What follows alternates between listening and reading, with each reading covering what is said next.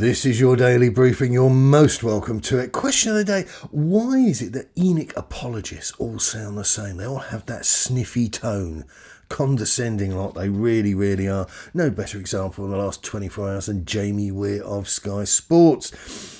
Fourth in the table in the knockout stages of the Champions League, has a world-class manager, and yesterday came back from 2 down to draw against a team who'd beaten Man City in their previous match. Yet I keep reading on this Bird app, it's all completely bleeped. Yep, he's had a real up and a downer with a few fans here because people just don't like being spoken to like this. He goes on, life really is too short to get overly worked up about a club who've signed Kulusevski, Bentancur, Romero, Perisic, Richarlison, Basuma and Longlet in the space of the last 12 months, having not yet made a signing 5 days before the transfer window opens. It's all such a jolly wheeze, isn't it, Jamie? Well, I'd give you a heads up here, mate, give you a couple of points. I'm going to drive through this with a combine harvester for you as we progress. But the business with people getting tetchy about the transfer activity, I don't think we've been linked with anybody of any decent calibre at all. I think Rabiot, whatever his name is, closest I can see to somebody that Antonio Conte may actually wish to coach. But nothing. All these other guys, Pedro Porro, the Rusan, whatever his name was, Malaninsky or whatever it is, just junk. And they're seeing the activity undertaken by Chelsea, undertaken by Liverpool just yesterday. And quite rightly, they're voicing their concerns. And it might be an idea to let them do that without talking to them like they're naughty school children. But what we're about here, what we're really looking at here is the inability of journalists to decide, to understand perhaps what their role is. Are they journalists to impartially provide information, or are they activists? And you, my friend, you sound like an activist. You're definitely an activist, and I've encountered a few. I've got another one coming up for you later. Speaking of Alistair Gold, I'm hearing Conte is happy. That didn't last very long, did it? He looked like he'd been sleeping in his car. Came into the presser and said it was an exciting game. For who? Brentford fans, yeah. When are they going to put people into Hotspur Way who are capable of politely asking tougher questions? The process, I have to tell you, to get a press pass is tedious. It's not tough, it's just tedious. I won't go through the whole thing with you. But first of all, you've got to be prepared to live in your car because you're going to be, up and down the country to all the various football stadiums.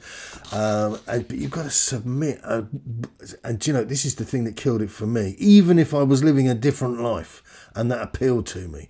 But you have to submit like 1,000-word match reviews after games that nobody will read. It's like the long form stuff you get on the BBC after a game. Useful if you're, don't have any broadcasters coming into your home, and you listen to it on the radio, you want to get a bit more detail after the event. But that demographic is very small these days, even with them clamping down on the illegal streams. I mean, the thing that gets to me is the politicians, the people that interview them, they give them quite a good going over.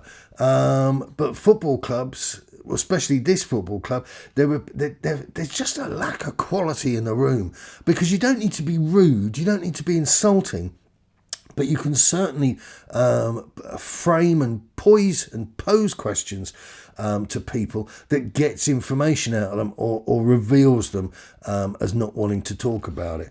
And, at the moment, what we're getting is just diabolically lame. There's little point in trawling through the Brentford game. Learn nothing apart from the Eric Dier's championship level. The singular crucial thing, I'll go through it again with you when we're discussing Eric Dier, is when he has a good game, it's because he hasn't committed a catastrophic error, and that's all you need to know. Tottenham are now being hailed as comeback kings, which is just frankly embarrassing. The next stops on this particular tube line of sorrow are plucky, hard-working and committed. Except this wasn't a hugely important game against footballing giants. From a historical perspective, this was against Brentford, a club operating on less money than any other club in the division. And that's a well-known fact. So it's just shambolic, and I'll explain why as we go on. Grabbing a point on the road is occasionally seen as an exercise in damage limitation and not to be frowned upon.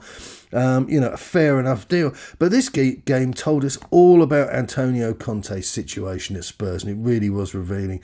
What Daniel Levy has inflicted upon the Italian is a ragtag collective of punts and worn-out superstars, but they have been physically drilled to within inches of their lives, and this provides them with their desperate edge. So don't. I still see people now saying, is Antonio Conte saying to them, go out for the first 40 minutes? No, he's not. Nobody in their right mind would. And you only have to look at his CV and just show him, I keep going back to this, professional courtesy. He's not an idiot. I know you're frustrated watching Spurs at the moment, as are we all, dear. But the reality is that he has given these guys such a physical thing whereby they can keep going. Brentford came close to losing that game. They threw it away because they ran out of steam, even with substitutions brought on. Okay, it was Tottenham's added steam. And, it is desperate. That's what it is. So we get into a situation where if Tottenham concede 4, there's still a decent realistic opportunity that they might score 5 as the other lot ebb away. Another Mr. Sniffy for you. This is from Breaking Bad 5979. I did reply to him on this channel, but he didn't bother getting back. And that's the other stunt they pull.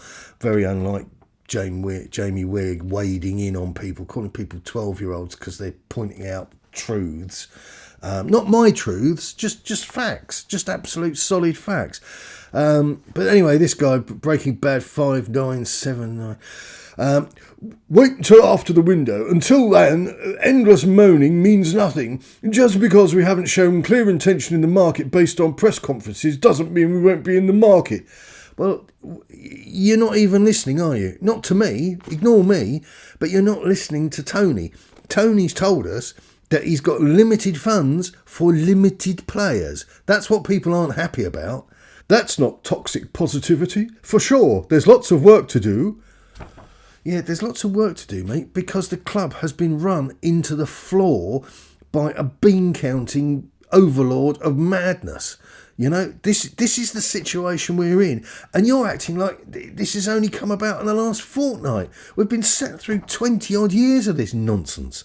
We can't compete with many other top clubs because we just aren't the same draw wages-wise and don't have a good recent trophy history.